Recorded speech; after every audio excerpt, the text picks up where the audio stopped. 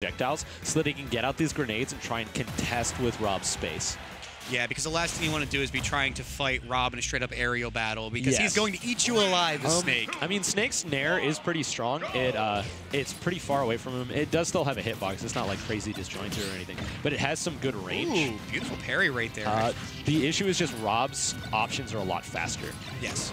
He's actually electing to set the C4 up on that platform right there. You see that very often, and I was talking about that earlier. You use C4 to cover these options for landing, and that's exactly what Pathoran's doing. He's making sure that he can't use that platform and setting up for those missed techs. Incredibly nice right there. And you know what? That preparation from round start paid dividends right there. A lot of extra damage, and just like this, Rob finds himself at 119%. All right, nice use of that neutral beat. Yeah, what he's going to be trying to do is set up this Nikita quite a bit. He knows, you know, I don't really need to worry too much. Rob's recovery is fairly linear, and if he throws out an option, he's going to die. Yeah, and that was super nice. He went ahead, threw the mortar, and then he just stepped back and up tilted because he knew that roll was coming right off the ledge. Yeah, solid bait coming through from Pathoran. I need to take my notes, man. Get my sketch pad out. Absolutely, and man's getting buried. My gosh, excellent catch there from MJ. Yeah, I mean, that burrow mechanic got touched a little bit in the patch, but is still quite strong.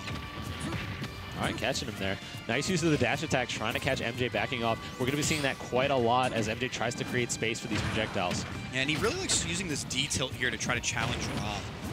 Yes, D-tilt is a really long option. So in these scramble situations, if Rob misses something or whiffs, that's usually going to be the go-to punish. Oh, unfortunately, Gyro just turned that grenade against Snake. Ended up taking 20% for that. Yeah, that's going to be the hard part in this matchup.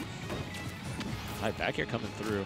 He does still have the C4 set up on the ledge, and Rob's going to have to keep an eye out for that, especially since he's looking for him to try and land on that platform.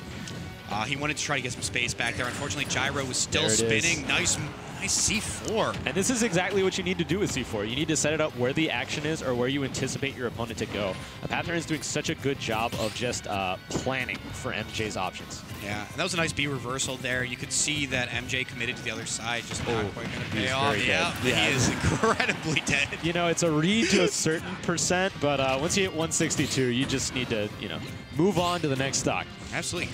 Perfect. 2 parries in a row right there. Incredibly nice stuff. Able to eat that gyro and to eat the pressure. Unfortunately, as Snake, you really do not want to be in these disadvantaged states. I mean, he can be reverse nade to try and land, but if MJ catches onto that, he can start going for these like grabs. It can be really rough. Yeah, nice use of the grenade to actually remove himself from the burrow right there instead of trying to take the mix up.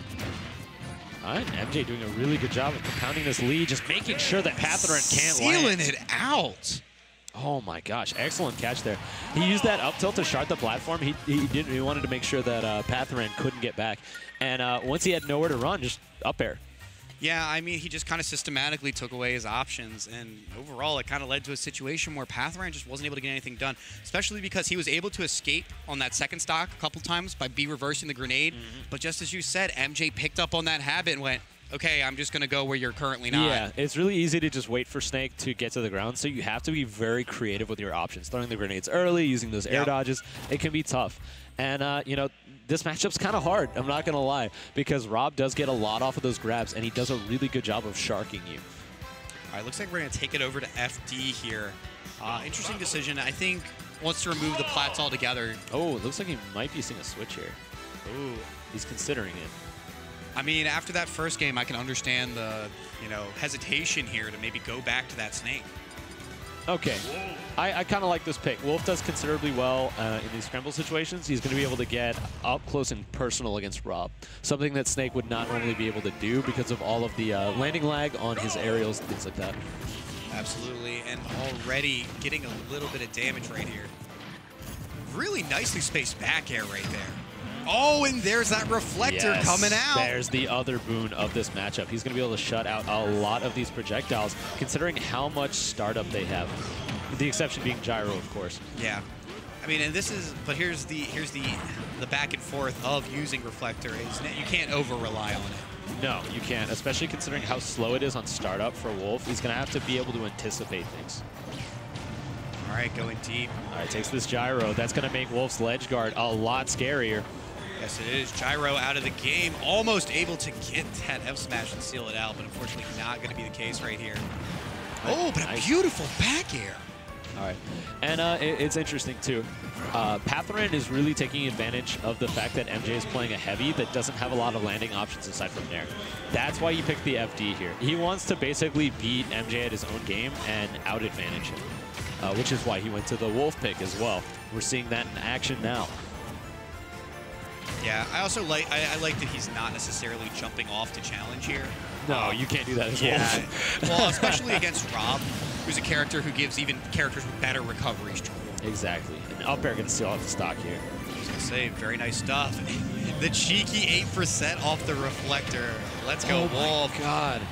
He got sucked right into side B there. Yeah. He's going to have a lot of trouble getting back. Yeah, the gyro camp sealing out the stock there. Yeah, very nice stuff right there.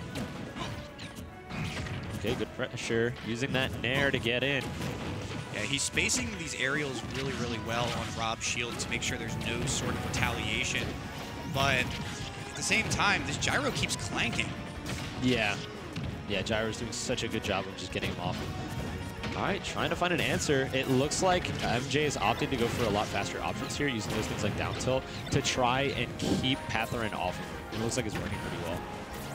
Yeah, systematically he's wearing him down with the Nair though, so he's looking to try to build his percent so he can get up to this kill percent. About another 20% here, and he'll be able to start setting up some kill options. Yes.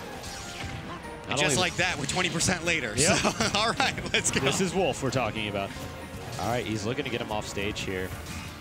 All right, I like this. He's being very protective of the gyro here once MJ loses it. So he'll fire it out, and rather than going straight to pick it up or something like that, he'll put himself between Rob and the gyro so that he can't use that item play. Yeah. It's good denial.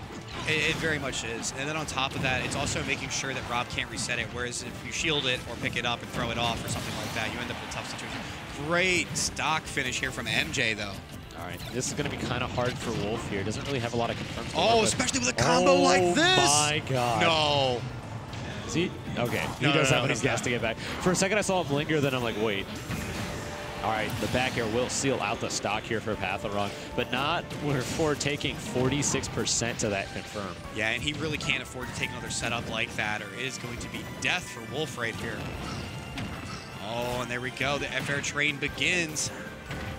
All right, nice use of that detail. Doesn't get off me there. Oh, you see the upward angled laser right there, kind of predicting that jump. Well, and especially since he had the gyro to cover the lower approach, it was really, really good coverage. Yeah, very clean stuff. I mean, and this is a tough, tough situation here for Wolf. He's starting to rack up this percent, though. Just needs to avoid these confirms. 69% already. And there we go, that upward angled snipe. He's using the laser a lot more proactively now. Right, yeah, he's trying to find an answer with these back airs. He's looking to get MJ off stage, Pathoran.